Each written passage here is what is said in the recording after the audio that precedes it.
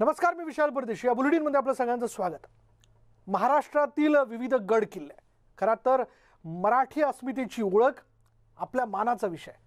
पण आता ह्याच गड किल्ल्यांवरती पर्यटकांनी म्हणजे अधिकाधिक पर्यटकांनी जावं, तिथली संस्कृती इतिहास जाणून घ्यावा या दृष्टीने म्हणून अधिक त्यांना सोयीचं व्हावं यासाठी काही वेगवेगळं तंत्रज्ञान प्रवासाच्या दृष्टीने म्हणून तिथे निर्मित केलं जाते. आता राजगडचाच विषय घ्या ना.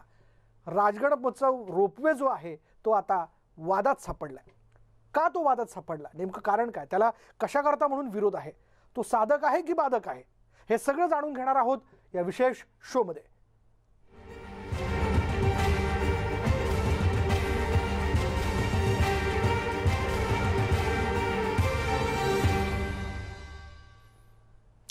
छत्रपती शिवाजी महाराजांच्या स्वराज्याची पहिली राजधानी असलेल्या किल्ले राजगड इथे प्रस्तावित रोपवे जो आहे तो वादात सापडलाय. इतिहासाचा साक्षीदार असलेल्या किल्ल्यावर बेकायदा रोपवे तयार होतोय का? हजारो पर्यटक या किल्ल्याला भेट देतात, तेव्हा रोपवेला विरोध करणं योग्य आहे का, असे अनेक प्रश्न उपस्थित झाले. तर युनेस्कोने नॉमिनेशन केलेल्या 14 किल्ल्यांच्या यादीत असलेला आणि सामरिक महत्त्व असलेला राजगड किल्ल्याचा पुरातत्व खात्यातर्फे सर्व्हे करण्यात आलेला नाही. त्याचबरोबर पर्यावरणीय प्रभाव माहीत नसताना रोपवे प्रकल्प केला तर गडाच्या तटबंदीसह किल्ल्याला धोका पोहोचू शकतो, असा दावा दुर्गप्रेमी आणि पर्यावरणप्रेमी यांनी केला. त्याचबरोबर पुरातत्वशास्त्र अभ्यासकांनीही राजगडवरील रोपवे प्रकल्पाला विरोध केला. इतकंच नव्हे तर त्यांनी आंदोलन आणि कोर्टात जाण्याचाही इशारा दिला. किल्ले राजगड येथे होणाऱ्या रोपवेला आमच्या दुर्ग संवर्धन संस्था आणि समविचारी शिवप्रेमी यांचा विरोध आहे. किल्ले राजगड याची कॅरिंग कॅपॅसिटी ही आपण रोपवेतून नेणाऱ्या पर्यटकांना मावेल एवढी नाही आहे आणि किल्ल्यावरती तेवढा भूभागही नाही आहे. आणि आपण जर आर्किओलॉजीच्या लॉचा विचार केला तर 100 मीटरच्या एरियामध्ये म्हणजे मॉन्युमेंटच्या 100 मीटरच्या एरियामध्ये आपण कुठलंही बांधकाम करू शकत नाही आणि किल्ल्याची तटबंदी ही या मॉन्युमेंटच्या याच्यात येते आणि त्यामुळे आपण तिथं तो रोपवे करणं हा चुकीचा आहे. आजच्या पिढीसाठी नाही तर पुढच्या पिढ्यांना देण्याचा हा वारसा मूल्य आहे. तो वारसा ऐतिहासिक आहे, सांस्कृतिक आहे आणि पर्यावरणीय पण आहे. तर तो बदलणं हा एक इरिव्हर्सिबल डॅमेज होतं. याला परत न घेता येणारा बदल आहे आणि त्यासाठी आपले जे वन खात्याचे किंवा पुरातत्व खात्याचे जे नियम आहे ते कॉशनरी प्रिन्सिपल्स वापरतात आणि त्यामुळे इथे कुठल्याही प्रकारचं मेडलिंग करणं किंवा त्याची नासधूस करणं किंवा नको ते बदल करणं हे बरोबर नाही. त्याला शास्त्रीय आधार लागतो. तर खासदार सुप्रिया सुळे यांच्या बारामती मतदारसंघात राजगड किल्ला आहे तो राजगड रोपवे प्रकल्पाबाबत सुप्रिया सुळे नेमकं काय म्हणाल्या पाहूयात. तर मला असं वाटतं एकदा फायनल प्लॅन तर येऊ द्या. सगळा प्लॅन आल्याशिवाय कसं कॉमेंट करणार ना. काय काय सूचना सरकार काय प्रपोज करतंय, तर स्थानिक लोकांचं काय मत आहे, या सगळ्यांची चर्चा करूनच निर्णय होईल.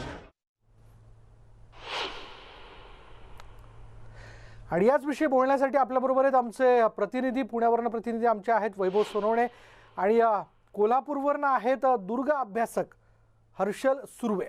सुरुवातीला मी वैभवकडे जातोय. वैभव, हे सगळं प्रकरण म्हणजे तसं बघायला गेलं तर लक्षात येतं आपल्याला की जास्तीत जास्त पर्यटकांनी खरं तर गडावरती जावं, तिथला इतिहास जाणून घ्यावा, त्याबद्दलची माहिती घ्यावी, हा एक उदात्त हेतू आहे. तंत्रज्ञान रोपवेचं तिथे आणलं जातं आहे. बहुतांशी ठिकाणी देखील हे तंत्रज्ञान असल्याचं आपण बघतोय. पण जे नियम समोर येताना दिसत आहेत त्यातनं नेमकं काय समजायचं की जर रोपवे तिथे येतोय तर तो किती साधक आहे आणि बाधक आहे?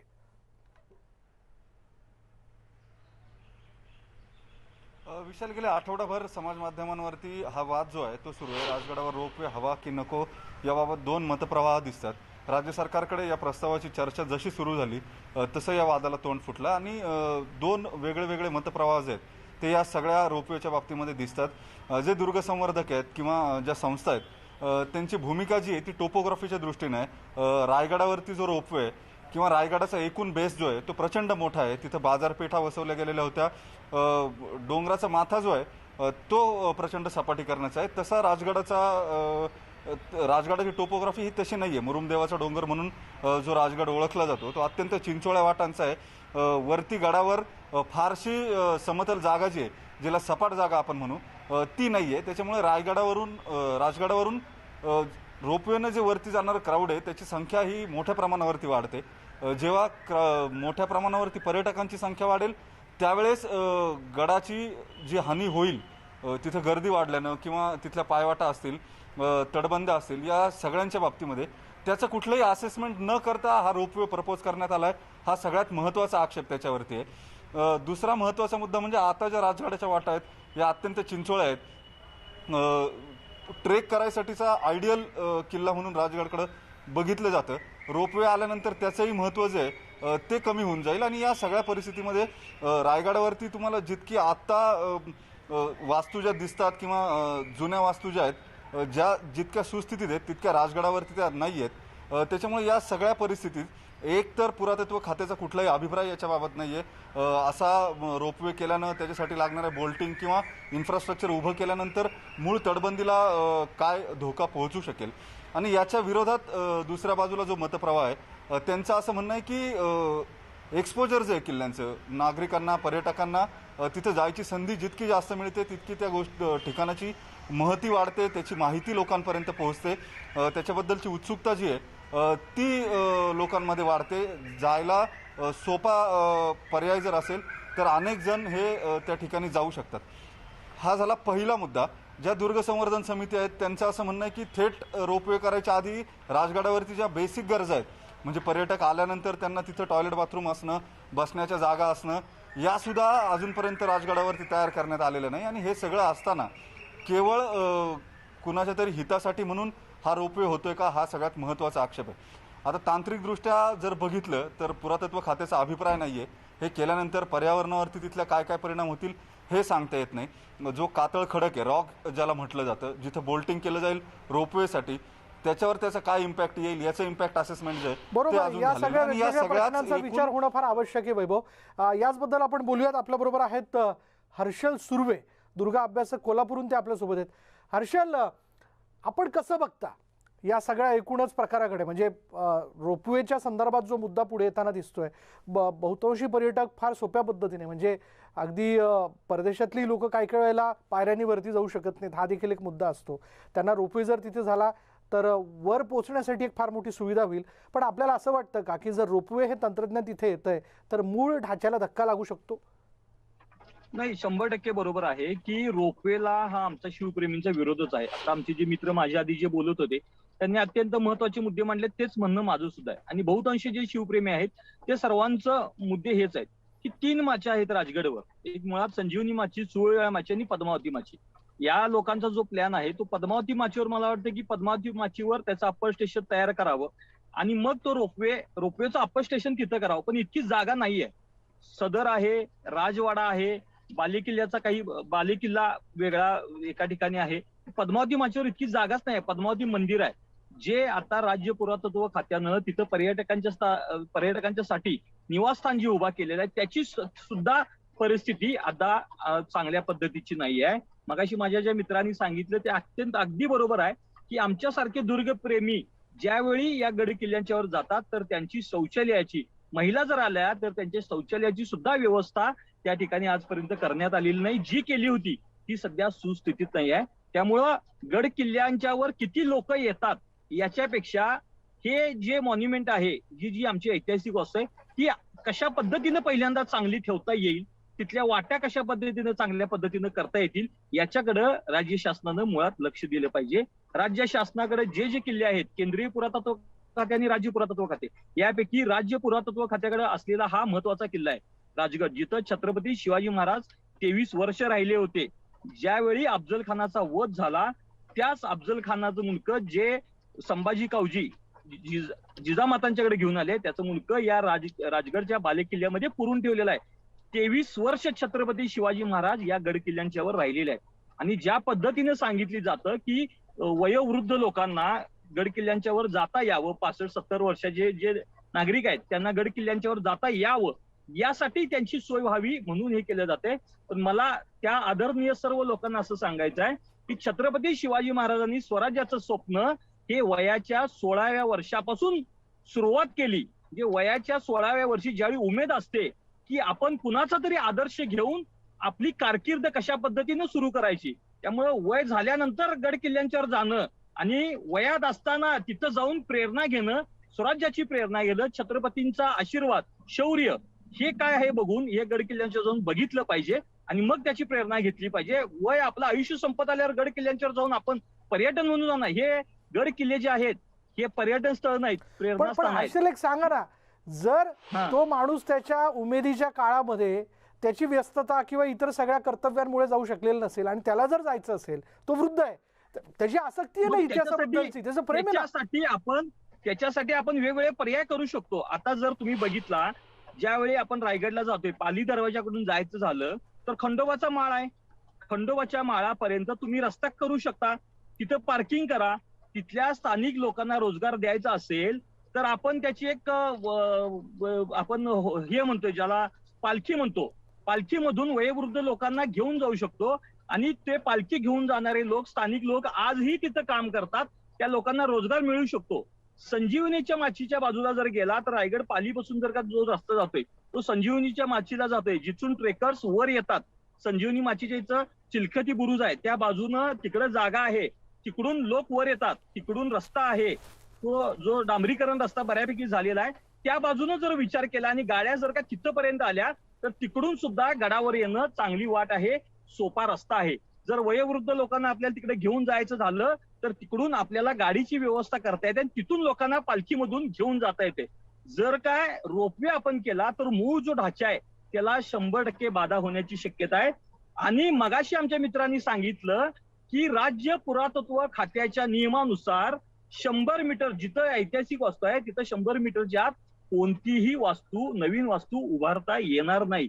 आणि महत्वाचं म्हणजे मी सांगितलं की 23 वर्ष राज्यकारभार इथून केलाय, की राज सदर असेल, राजवाडा असेल, हा आता तिथं मोडकळीस आलेला आहे. काही ठिकाणी काही वास्तू नवीन झालेल्या आहेत, अजून काही नवीन वास्तू तिथं राज्य सरकारनं करायला पाहिजे. या गोष्टीकडे प्रामुख्यानं लक्ष दिलं पाहिजे.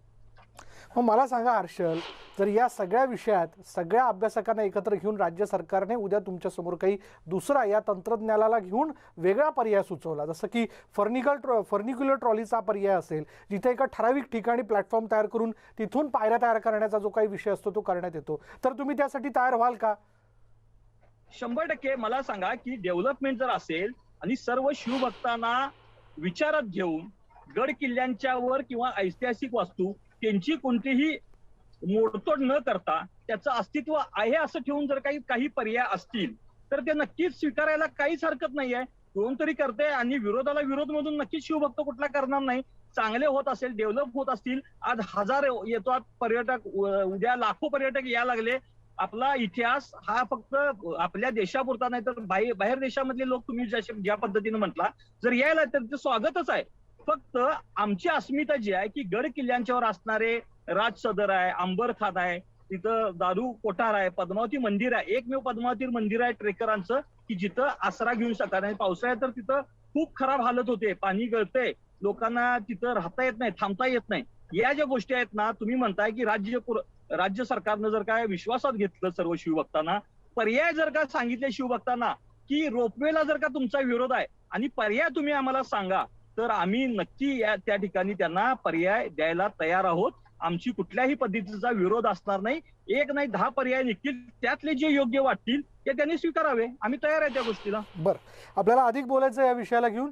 यानंतर वेळ झाली का ब्रेकची. ब्रेकनंतर इतरही काही याच विषयाला घेऊन असणारे प्रश्न बघूयात काय उत्तर याची आपल्याला मिळतात. घेऊयात एक ब्रेक. पहा फक्त न्यूज 18 लोकमत. ब्रेकनंतर पुन्हा एकदा आपलं सगळ्यांचं स्वागत. राजगडावरती जो प्रस्तावित रोपवे जो आहे त्याला विरोध होताना दिसतो आणि याच विषयात आपण बोलतोय. दुर्गा अभ्यासक हर्षल सुर्वे आपल्यासोबत आहेत कोल्हापूरवरनं. हर्षल, आता ब्रेकनंतर थेट म्हणजे मला आपण ब्रेकपूर्वी जी चर्चा केली की जर राज्य सरकार तुमच्यासमोर याच्याशीच निगडीत दुसऱ्या काही तंत्रज्ञानाचा पर्याय जर समोर ठेवतंय तर तुम्ही त्याला ॲग्री व्हाल, जर इतिहासाच्या ढाच्याला म्हणजे किल्ल्याच्या ढाच्याला धक्का लागत नाहीये तर. पण मग यामध्ये आता आपण सगळे एकत्रित येऊन काय पर्याय असू शकतो हे का सुचवत नाही? कारण बघा, राज्यातल्या सगळ्याच गडकिल्ल्यांचा तुमचा अभ्यास आहे. पहिले तर मला सांगा, अशा पद्धतीचं दुसरं काही तंत्रज्ञान इतर दुसऱ्या कुठल्या गडकिल्ल्यावरती आहे का? नाही, मुळात कसं आहे, तुम्हाला एक गोष्ट सांगतो की आपण वैष्णोदेवीचे व्हिडिओ बघितलेले आहेत. मी काही गेलो नाही वैष्णोदेवीला, पण वैष्णोदेवीला जे लोक जातात ते घोड्यावरून जातात. कितीतरी किलोमीटरचा प्रवास आहे तशा पद्धतीचं जर काही केल्याने ऐतिहासिक आपण ज्या वस्तू आहे तिथं आपल्याला घोडा हा जो प्राणी आहे तो आपल्याशी मराठा इतिहासाशी निगडीत असलेला आहे. जर घोड्यावरची राईड तिथं ठेवली आणि वयोवृद्ध लोकांना किंवा ज्यांना जायचं आहे त्या लोकांना जर आपण घोड्यावरून घेऊन गेलो, हा एक पर्याय असू शकतो की घोड्यावरून राजगडवर जाणे, तिथं त्या लोकांना आपण सोडून लोक येऊ शकतात परत. मग हा शक्य- सुद्धा पर्याय आहे. शक्य- मगाशी मी सांगितलं. शक्य आहे ना, का नाही शक्य? ज्या निमुळत्या वाटा आहेत, ज्या पाली दरवाजाकडून आपण गुंजवण्याकडून शक्य नाही, गुंजवण्याच्या चोर दरवाजातून आपण दुसरा वेळीचा दरवाजा आहे संजीवनी माचीकडून लोक पर्यटक चालत येतात, तिकडून ट्रेकिंगला रस्ता आहे, त्या बाजूनं जरी छोट्या छोट्या वाटा केल्या तर तिकडून आपण घोड्यावरून घेऊन जाऊ शकते ना. आणि हे एक वेगळं काहीतरी गोष्ट होईल की छत्रपती शिवाजी महाराजांच्या किल्ल्यावर घोडे घेऊन जाणे, घोड्यावरून जाणे, हे काहीतरी वेगळं होऊ शकते ना. मी स्वतः छत्रपती शिवाजी महाराजांची, संभाजी महाराजांची भूमिका करतो. हे पर्यटकांचं देखील ते एक आकर्षण राहील. खरं तर प्रवासात जर आपल्याला घोड्यावरनं जायला मिळतंय तर अधिकाधिक पर्यटक तिथे येतील. जाऊया, दुर्गप्रेमी प्रसाद पाटील देखील फोन लाईनवरती आपल्या बरोबर आहेत. प्रसाद पाटील जी, राजगडवरच्या रोपवेच्या विषयाला घेऊन जो वाद निर्माण झालेला आहे याबाबत आपण कसं बघता याकडे, आणि आपण सहमत आहात का हा प्रस्तावित प्रोजेक्ट जो आहे तो त्या विषयाला घेऊन? सर्वात पहिले आपलं मी अभिनंदन करेल की आपल्या न्यूज चॅनलने मला आपल्या इथं बोलवलं. तर आधी या सरांचा मी एक मुद्दा ऐकला की किल्ल्यावरती आपण घोड्यांनी आपण पर्यटकांना किल्ल्यावरती नेऊ, पण हा विषय हा आपल्याला जमणार नाही. कारण की जो राजमार्ग आहे पालीकडून महाराजांनी घोडा किल्ल्यावर नेला आणि त्या भागातून नेणं, कारण की आजच्या काळात तिथं पाऊस खूप पडतो आणि तिथून सगळं नेणं, पर्यटकांना नेणं जरा अवघड राहील. जरी नेता आलं तरी चांगलं आहे. आणि सगळ्यात महत्वाचं म्हणजे मी इथे तुम्हाला सांगेल की राजगडवरती रोपवे करणं हा महाराष्ट्र शासनाचा जो नियम आहे तो पर्यटन विभागाने घेतलेला आहे. पर्यटन विभाग आणि रोपवेचं जे आपला IPRCL जो विभाग आहे त्याची हा करार केलेला आहे. पण त्यांनी या गोष्टी लक्षात घेतल्या नाही की वर्ल्ड हेरिटेज युनेस्को मध्ये आपल्या महाराष्ट्रातल्या 14 किल्ल्यांची टेंटेटिव्ह यादीमध्ये निवड झालेली आहे. तर ही निवड झालेली असताना अशा प्रकारचा प्रयोजन महाराष्ट्र शासनाने ठेवणं हे ह्या यादीतून, युनेस्कोच्या यादीतून हे 14 किल्ले बाहेर पडू शकतात. बरोबर, हे सगळ्यात पहिल्यांदा लक्षात घेणं गरजेचं आहे. आणि एका किल्ल्याच्या रिपोर्टमुळे आपलं बाकीच्या 13 किल्ल्यांच्या अस्तित्व, म्हणजे पुढचं जे जागतिक लेवलचं फ्युचर आहे, जागतिक लेवलवरनं आपल्याला जे फंडिंग येऊ शकतात तर तेही धोक्यात येत आहे. तर ही सगळ्यात महत्वाची बाब आहे. एकीकडे महाराष्ट्र शासन 3 वर्ष वर्ल्ड हेरिटेज मध्ये नामांकित जावं याच्यासाठी कष्ट करतं आणि एकीकडे कुठलाही विचार न करता रोपवेचा विचार प्रस्ताव डायरेक्ट जाहीर करतं. तर ही खूप 2 भाग आहेत आपल्या शासनाच्या, हे त्यांनी लक्षात घेतलं पाहिजे. आणि सगळ्यात महत्वाचं मी इथे नोंदवू इच्छितो की राजगड किल्ल्यावरचं आपण स्ट्रक्चर बघितलं तर महाराजांच्या काळात तिथे 300 किंवा 400च्या वरती लोक राहत नसतील. तर आज आपण शनिवार रविवार तिथे 1 ते 1.5 हजार पर्यटक जातात. तर तीच कॅपॅसिटी किल्ला सांभाळू शकत नाहीये. तर रोपवेमधून आपण 3 ते 4 हजार पर्यटक किल्ल्यावरती घेऊन गेलो तर त्या किल्ल्याची तेवढी क्षमता आहे का? महाराजांच्या काळातच नव्हती, आजच्या काळात आपण एवढे पर्यटक तिथे कॅरी करू शकतो का? म्हणजे किल्ल्याची कॅरिंग कॅपॅसिटी तेवढी आहे का? आणि किल्ल्यावरती एवढे आपण पर्यटक जरी नेले तर त्यांच्या सेफ्टी आणि सिक्युरिटीचा मुद्दा काय? कारण की किल्ल्यावरती आजही शनिवार रविवार पब्लिक येतं. बरोबर, म्हणजे प्रॅक्टिकली जर आपण बघायला गेलं तर याला अनेक अडचणी असू शकतात. धन्यवाद आमच्याशी बोलल्याबद्दल प्रसाद. आणि त्याचबरोबर हर्षल देखील आपल्याबरोबर होते. हर्षल, आपण आपलं म्हणणं मांडलं, आपलेही धन्यवाद. कारण दोन्ही दुर्गप्रेमी जे आहेत त्यांच्या बोलण्यातले बहुतांशी मुद्दे हे समान आहेत. महाराष्ट्राचे पर्यटन मंत्री आदित्य ठाकरे हे तरुण आहेत. या तरुणांचं ते निश्चितपणे म्हणणं ऐकतील आणि अर्थात ही काळजी घेतील की या इतिहासाच्या वास्तूला, इतिहासाची साक्ष देणाऱ्या या वास्तूला कुठेही धक्का न लागता पर्यटकांना नेण्याच्या दृष्टिकोनातून जर काही साधी सोपी पर्यायी व्यवस्था होऊ शकते का याबद्दल ते विचार करतील. यात काही एक शंका नाही. बघूयात नेमकं पुढे काय घडते. पण न्यूज 18 लोकमतने हा प्रश्न आज पुढे आणलेला आहे आणि याबद्दल निश्चितच प्रतिक्रिया येतील यात शंका नाही. त्यानंतर ते थांबूयात. पहा फक्त न्यूज 18 लोकमत.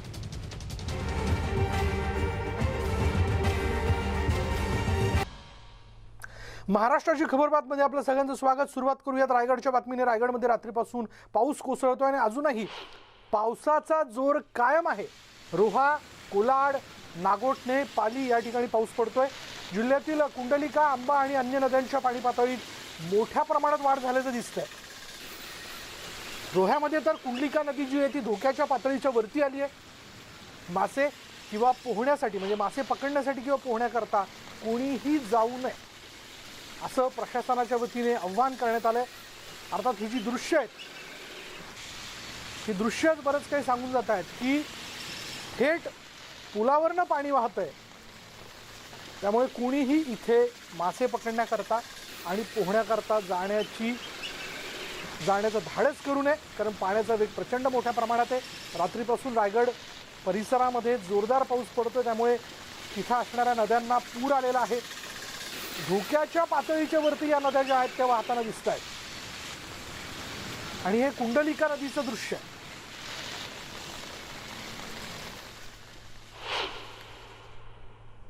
तर रत्नागिरी जिल्ह्याचा अतिवृष्टीचा इशारा जो आहे तो कायम असून 20 जूनपर्यंत मुसळधार ते अतिमुसळधार पाऊस होण्याचा अंदाज कुलाबा वेधशाळेनं वर्तवला आहे. तर समुद्रही खवळलेला दिसून आला आणि त्यामुळे या जिल्ह्यातील प्रशासकीय यंत्रणा सज्ज झालेल्या आहेत. जिल्ह्यातील राजापूर, लांजा, रत्नागिरी, संगमेश्वर, चिपळूण, गुहागर, दापोली, मंडणगड, खेड या सर्वच तालुक्यांना मुसळधार पावसानं जोरदार झोडपून काढलं.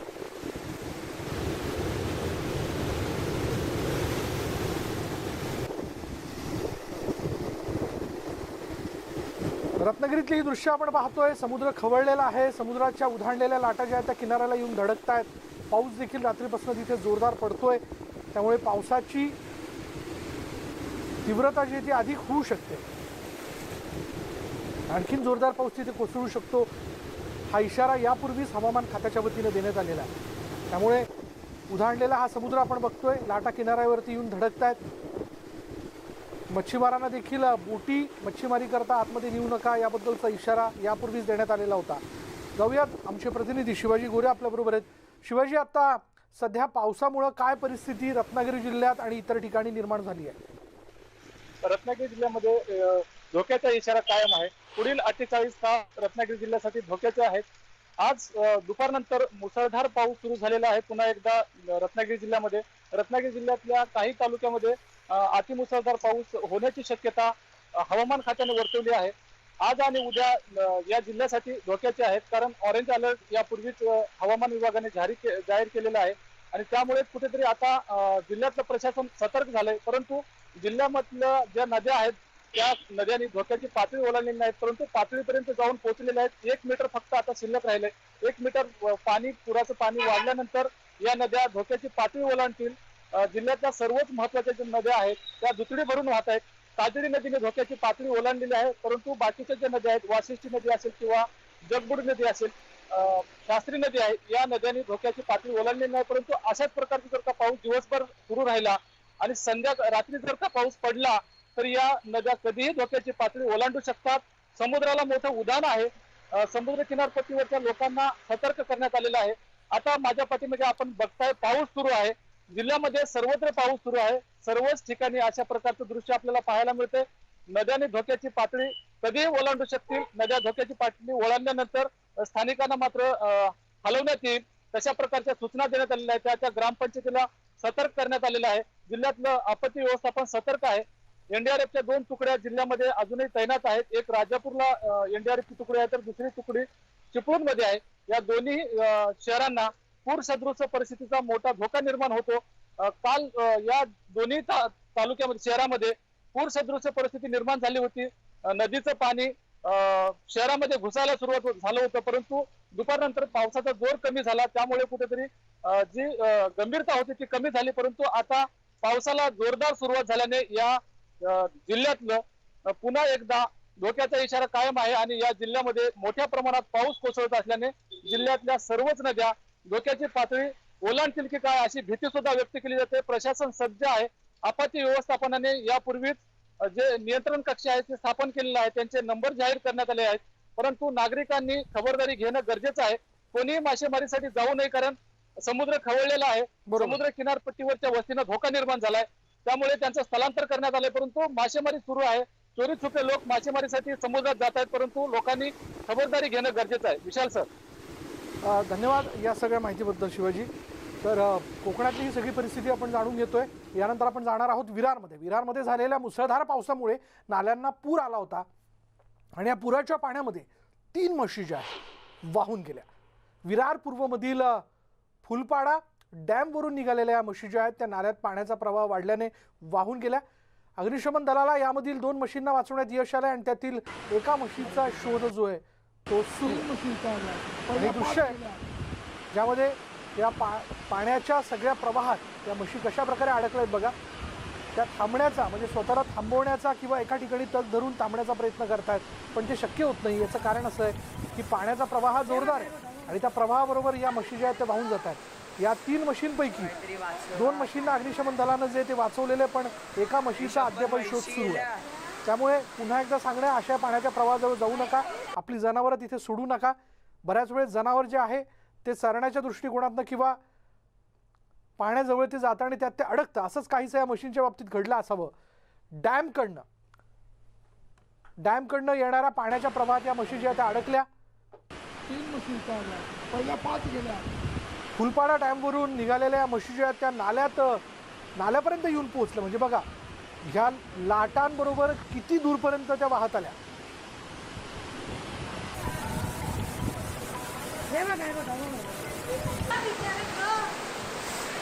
काहीतरी वाचवा. ही शपथ म्हैशी गेल्या.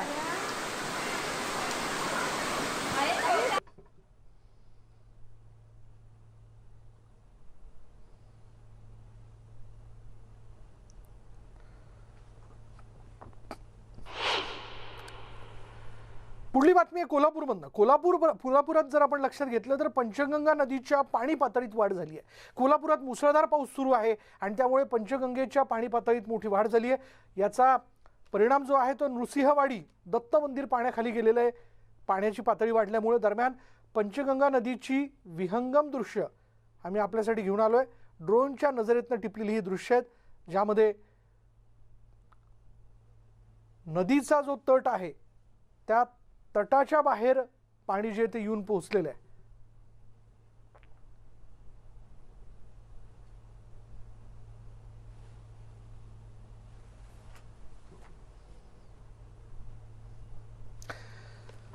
पंचगंगा नदीच्या पाणी पातळीत वाढ झालेली आहे. ड्रोनच्या माध्यमातून टिपलेलं हे विहंगम दृश्य आहे.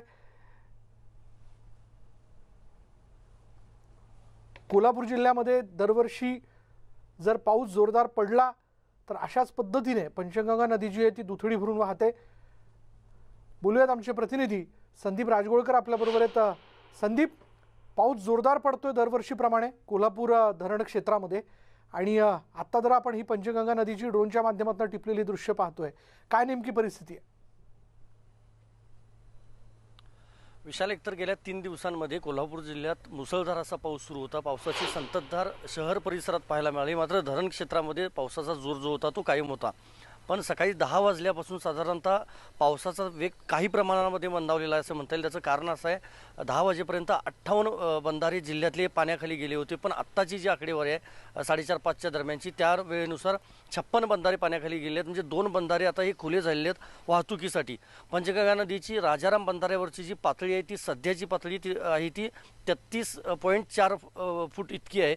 इशारा पातळी जी आहे ती 39 फूट आहे आणि धोक्याची जी पातळी आहे ती 43 आहे. म्हणजे अवघी 5.5-6 फूट फक्त इशारा पातळी गाठण्यासाठी बाकी आहे पंचगंगेचा असं म्हणता येईल. आणि ड्रोनच्या माध्यमातून आपण पाहतोय की काल संध्याकाळीच पंचगंगा नदी ही पात्राबाहेर पडली. त्यामुळे पंचगंगा नदीकाठच्या सगळ्या गावांना जिल्हा प्रशासनाकडून सतर्कतेचा इशारा तर दिला गेला आहे. पण अजून NDRFची टीम कोल्हापूरमध्ये दाखल झालेली नाही आहे, कारण पावसाचा वेग काही प्रमाणामध्ये मंदावल्यामुळे जिल्हा प्रशासनानं त्याबाबतचा कुठलाही निर्णय घेतलेला नाही. आणि एक दिलासादायक बाब अशी आहे की आलमट्टी धरणाच्या पूर्वी हिप्परगी नावाचं एक धरण लागतं जे कर्नाटक राज्याच्या हद्दीत येतं. त्या हिप्परगी धरणामधून जवळपास 43,000 क्युसेक इतका पाण्याचा विसर्ग कर्नाटक राज्य सरकारनं सुरू केलेला आहे. त्यामुळं कृष्णा आणि पंचगंगा ह्या दोन्ही नद्या ज्या त्या हिप्परगी धरणामध्ये जातात, त्यामुळे तिथला जो विसर्ग आहे तो वाढल्यामुळे पाण्याच्या नद्यांच्या पाणी पातळीमध्ये कदाचित वाढ जी आहे ती थांबू शकेल आणि पातळी कमी होऊ शकेल असा एक अंदाज वर्तवला जातो. आणि दुसरीकडे राज्याचे जलसंपदा मंत्री जयंत पाटील हे उद्या कर्नाटकचे मुख्यमंत्री येडियुरप्पा यांची भेट घेणार आहेत, त्यांच्याशी चर्चा करणार आहेत. कारण आलमट्टीतनं ज्या वेळेला पाणी याचा विसर्ग केला जात नाही त्याच वेळेला फुगवटा निर्माण होतो आणि सांगली असेल, कोल्हापूर जिल्ह्यातलं शिरोळ असेल या तालुक्यांना त्याचा मोठा फटका बसतो. राज्यमार्गांचा जर विचार करायला गेला तर कोल्हापूर जिल्ह्यातला गडहिंग्लज चंदगड राज्यमार्ग अजूनही बंद आहे. हिरण्यकेशी नदीचं पाणी भडगाव पुलावर आलेलं आहे, त्यामुळे तो मार्ग पूर्णपणे बंद आहे. पण आजरा मार्गे पर्यायी वाहतूक जी आहे ती सुरू करण्यात आलेली आहे. मोठे रस्ते कुठं खचलेले नाहीत किंवा मोठे अपघात कुठेही झालेले नाहीत. जीवितहानी देखील कुठेही झालेली नाही.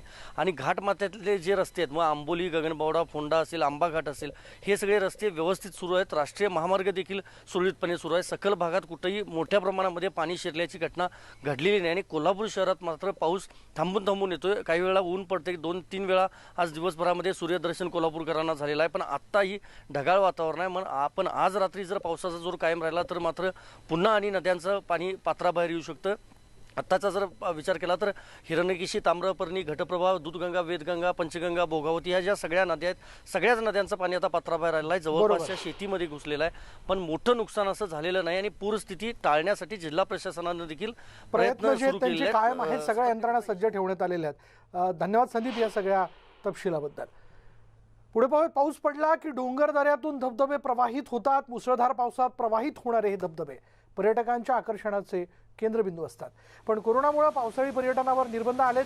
अनेकांना यंदा धबधब्याचा आनंद लुटण्यासाठी जाता येणार नाही. अशाच काही सुखवणारे धबधबे जे आहेत आम्ही तुम्हाला दाखवत आहोत. यातील पहिला धबधबा आहे गोकाक इथला. कर्नाटक राज्यातल्या बेळगाव जवळच्या गोकाक धबधब्याची ही दृश्य आहेत. घटप्रभा नदीवरचा हा धबधबा आता प्रवाहित झालाय. अजब गजब महाकाय असा हा धबधबा सध्या ओसंडून वाहतोय. दुसरा धबधबा आहे काहीसं दुर्लक्षित दापोलीमधला बांध तिवरे धबधबा असायला म्हटलं जातं.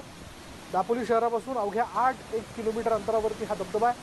मनाला आनंद देणारा हा धबधबा कोकणच्या निसर्ग सौंदर्यात चांगलाच भर टाकतो आणि तोही प्रवाहित झाला. तर तिसरा धबधबा आहे साताऱ्यातील लिंगमळा इथला.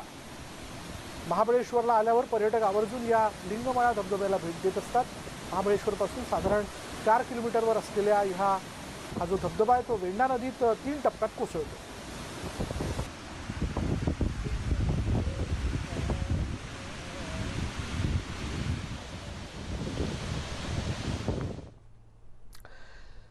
यानंतरची बातमी अशी की कोरोनामुळे सगळीकडे निराशेचं वातावरण असतानाच आम्ही तुम्हाला आता अशी दृश्य दाखवणार आहोत की ज्याने निश्चितच तुम्हाला प्रसन्न वाटेल. आणि ती दृश्य आहेत खास. होय, ही दृश्य आहेत कर्नाटक राज्यातल्या बेळगाव जवळच्या गोकाक धबधब्याची. घटप्रभा नदीवरचा हा धबधबा आता प्रवाहित झाला आहे. अजब गजब असायला म्हटलं जातं. अजब गजब महाकाय असा हा धबधबा सध्या ओसंडून वाहतोय. कोल्हापूर जिल्ह्यात सध्या मुसळधार पाऊस सुरू आहे आणि या पावसामुळे हा धबधबा प्रवाहित झाला आहे. महाराष्ट्रात ज्याप्रमाणे अनेक धबधबे प्रसिद्ध आहेत असाच हा उत्तर कर्नाटकमधला एक प्रसिद्ध धबधबा आहे. या धबधब्याजवळ एक झुलता पूलही आहे. पावसाळ्यात खरं तर पर्यटकांचं हे आवडतं ठिकाण आहे. पण सध्या कोरोनाच्या संकटामुळे या गोकाकच्या धबधब्याला जायला कोणालाही परवानगी नाही. चला बघूयात याची ही खास दृश्य आपल्याकडे.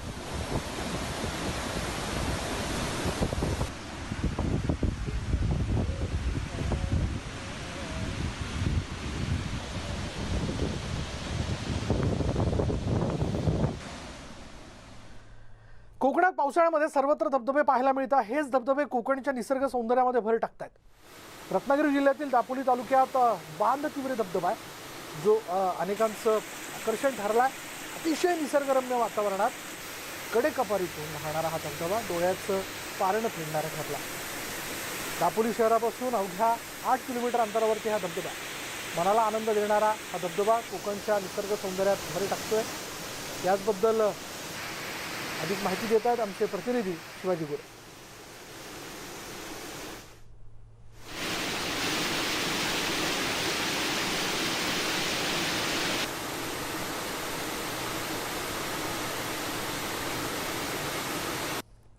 कोकणच्या निसर्ग सौंदर्यामध्ये भर पडते ती धबधब्याची. तुम्ही माझ्या पाठीमागे पाहू शकता हा खळखळणारा धबधबा. या धबधब्याचं रूप डोळ्याचं पारणं फेडणार आहे. निसर्गाचं हे वरदान म्हणावं लागेल. अशा प्रकारचं वरदान कोकणामध्ये अनेक ठिकाणी आपल्याला पाहायला मिळते. असे धबधबे सगळीकडे प्रभावित होतात आणि या धबधब्याचं रूप डोळ्यामध्ये साठवण्यासाठी या ठिकाणचे पर्यटक असतील किंवा स्थानिक नागरिक असतील, अनेक जण या धबधब्यावरती येऊन मनमुराद आनंद लुटतात. यावर्षी कोरोनाचं संकट आहे आणि त्याही परिस्थितीमध्ये अनेक जण अनेक धबधब्यावरती जाऊन आनंद लुटत आहेत, परंतु मनावा तसा प्रतिसाद यावर्षी पाहायला मिळत नाही. हा जो धबधबा आहे हा डोंगरामधला अतिशय निर्मळ खळखळ वाहणारा हा धबधबा आहे. याचं अतिशय शुद्ध पाणी आहे आणि अशा प्रकारचे अनेक धबधबे आपल्याला डोंगरामधून खळखळत वाहणारे पाहायला मिळतात. अतिशय पांढरं शुभ्र पाणी, मनाला आल्हाददायक हे वातावरण आहे आणि अशा वातावरणामधले हे धबधबे पर्यटकांचं आकर्षण तर बनले आहेत, परंतु निसर्गाचं जे रूप आहे त्यामध्ये सुद्धा एक वेगळी भर त्या धबधब्याची पडते आहे. शिवाजी गोरे, न्यूज 18 लोकमत, बांतिवरे, रत्नागिरी. तर साताऱ्यामधील लिंगमळा इथला एक खास धबधबा, महाबळेश्वरला आल्यावर पर्यटक आवर्जून या लिंगमळा धबधब्याला भेट देत असतात. महाबळेश्वरपासून साधारण 4 किलोमीटरवर असलेला हा जो धबधबा आहे तो वेण्णा नदीत 3 टप्प्यात कोसळतो. जवळपास 550 फुटावरून हा धबधबा डोंगरातून खाली कोसळतो आणि त्याचीच ही दृश्य.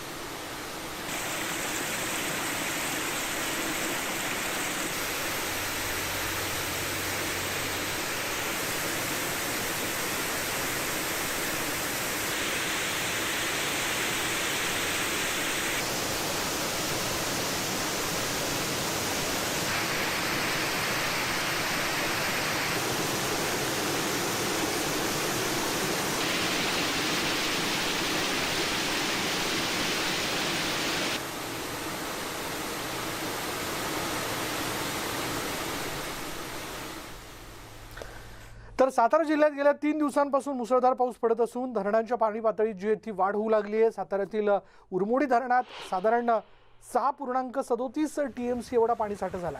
सध्या धरणात 5,995 क्युसेक्स वेगाने पाण्याची आवक होत असल्याने धरण 55% इतकं भरलं आहे. त्यामुळे धरणातून एकूण 1,513 क्युसेक्सने पाण्याचा विसर्ग सोडला जातोय.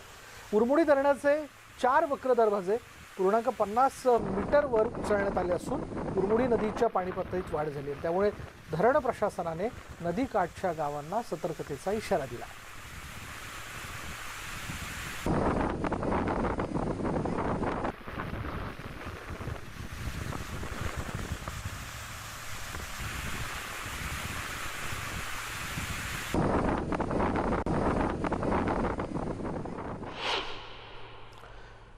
तर जळगाव जिल्ह्यामध्ये पावसाच्या काही ठिकाणी म्हणजे पाऊस जो आहे तो जोरदार, तर काही ठिकाणी तुरळक सरी कोसळल्यात.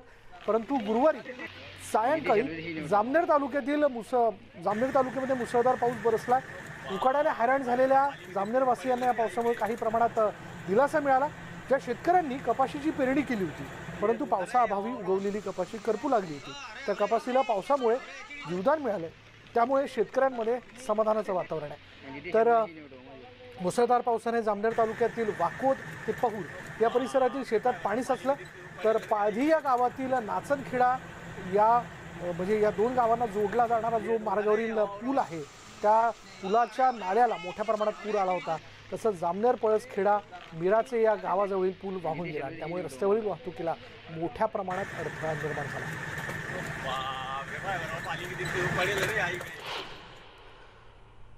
बुलढाण्यामध्ये मोठ्या प्रमाणात पाऊस झालेला आहे आणि या पाण्यानं रस्तेही जलमय होऊन गेलेत आणि ह्याच वेळी एक महिला रस्ता पार करत होती. पाण्याच्या प्रवाहानं ही महिला वाहून जाता जाता बचावली.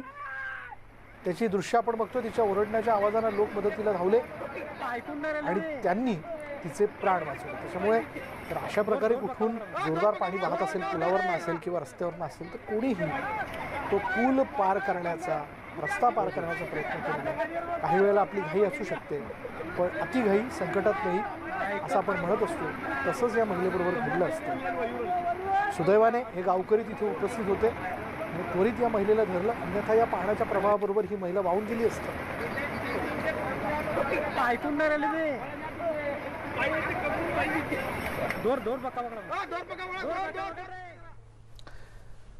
आता पाहूयात भारतभर पावसाची काय खबर पाहते. गुजरातपासून सुरुवात करू. गुजरात मोरबीमध्ये रात्रीपासून मुसळधार पावसामुळे हडवडच्या ग्रामीण भागात पाणी साचलं. 20हून अधिक मेंढ्या हरवल्याची भीती व्यक्त करण्यात येते. ह्या शेळ्या मेंढ्या ज्या ते वाहून गेल्यात, त्यामुळे लोकांचे मोठे हाल होत आहेत. प्राण्यांना वाचवण्यासाठी प्रयत्न केले जात आहेत. गुजरातमधील मोरबीमध्ये रात्रीपासून मुसळधार पाऊस कोसळतोय आणि पावसामुळे हडवडच्या ग्रामीण भागात जोरदार पावसाची नोंद झाली आणि या पावसामुळे या ठिकाणी चक्क गुडघाभर पाणी साचले. दरम्यान या पाण्यात आपण बघतोय शेळ्या मेंढ्या देखील वाहून गेल्याची भीतीची व्यक्त केली जाते. यावेळी आजूबाजूच्या लोकांनी साखळी बनवत प्राण्यांना वाचवण्याचे मोठे प्रयत्न केलेत. पावसामुळे या ठिकाणी मोठ्या प्रमाणात लोकांचे हाल होतात.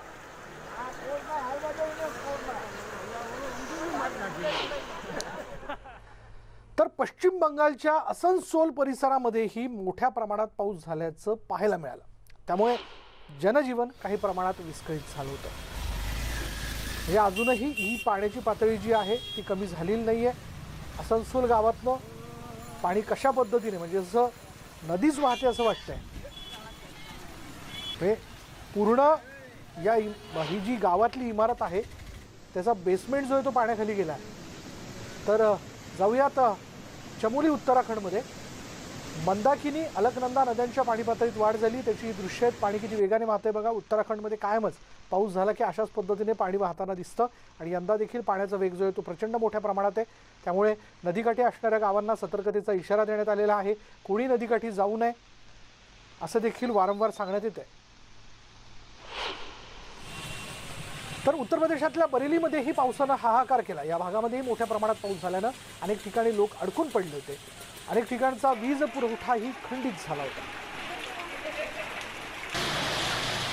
उत्तर प्रदेशच्या बरेली इथली ही दृश्य आहेत.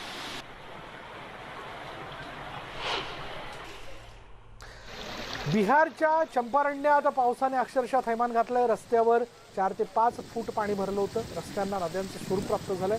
पूर आल्यामुळे अनेक गावांचा संपर्क तुटला. रस्त्यावर वाहनांच्या रांगा लागलेल्या इथे बघायला मिळाल्या.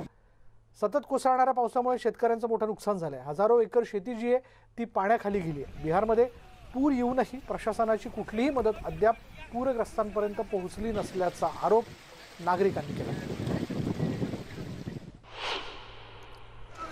तर तेलंगणाच्या आसिफाबादमध्ये 30 जण पाण्याच्या प्रवाहामध्ये वाहत जाताना त्यांना वाचवण्यात आलं. वाहत जात होते.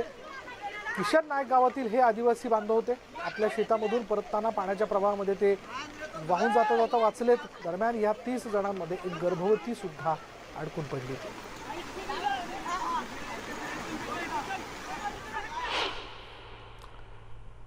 यानंतर वेळ झाली की ब्रेकची. ब्रेक घेऊयात. पहा फक्त न्यूज 18 लोकमत.